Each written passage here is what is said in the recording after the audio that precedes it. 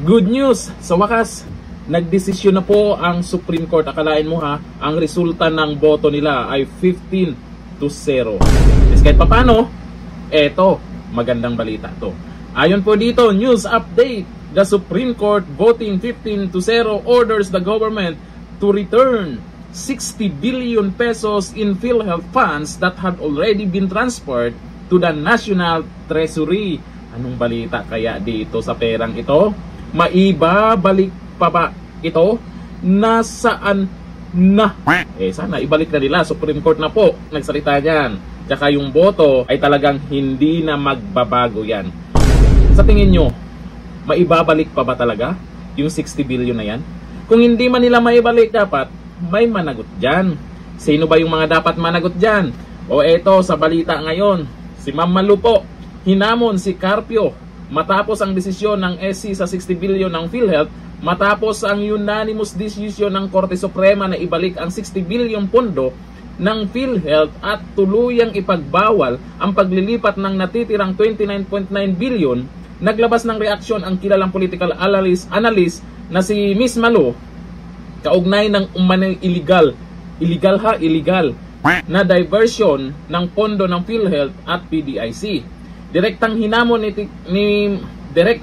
ni Ma'am Malu ang retiradong Associate Justice Antonio Carpio na magsampa ng kaukulang kaso laban kay Executive Secretary Rap Recto kaugnay ng issue. Ay, dapat kasuhan na kaagad niyan kung merong nakikitang paglabag dyan.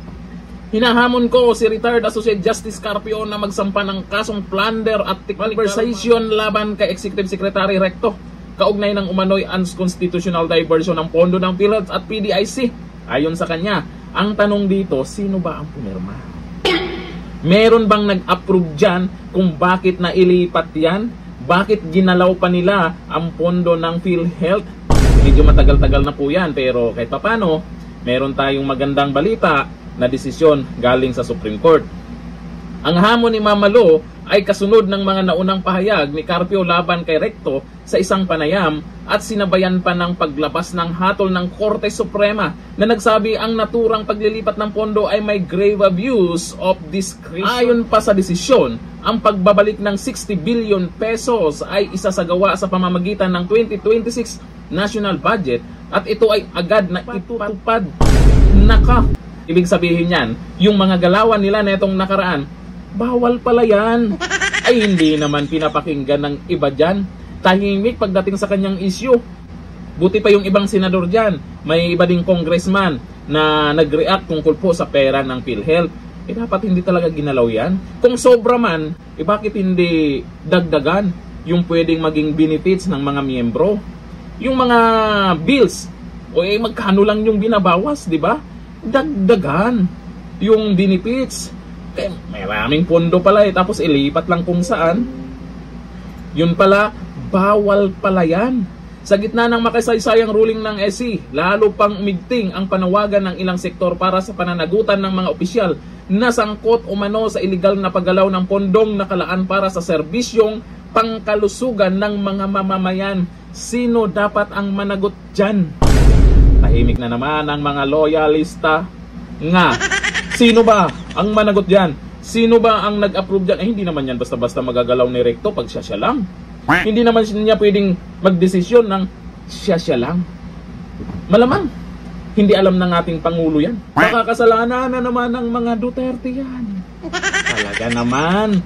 Sana maibalik po kaagad kasi maraming makinabang din naman sa 60 billion petot-etotet naman dyan sa pondo ng PhilHealth. Marami silang pwedeng gawin sa PhilHealth para makinabang po ang mga miyembro dyan. Eto, mukhang aburido na naman siguro sila sa balitang to. Hindi nyo mababago to. Hindi naman siguro babaliktad na ang desisyong ito. 15-0 ba naman, di ba? Eto, ayon po sa mga netizen sa bagong balita na inilabas ngayon. Sabi ni Boyeng Torres, tama, kasi uulit-ulitin yan hanggat walang nasasampulan. Oo, kasi sa susunod, ulitin kasi ganun lang pala. Pag nagdesisyon yung okay na. Sabi ni Ariel Alcantara Gonzales, after Recto, sino ba ang nag-approve ng transfer? Yun yung ibig kong sabihin dyan. Sino ba yung nag-approve? At bakit ba kailangan galawin yung pera ng PhilHealth? Sino yung nakaisip niyan? Kasi ako hindi ako naniniwala na si Recto lang. Siya lang ang may desisyon dyan. Malamang may ibang gumagalaw o gustong galawin yan. Merong nag-utos siguro. Sa tingin nyo, sino kaya? Heno?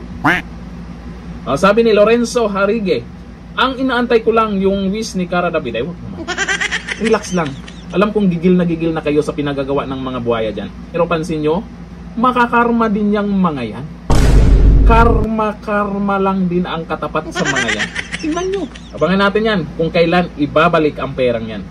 Hanggang dito na natin. Goodbye.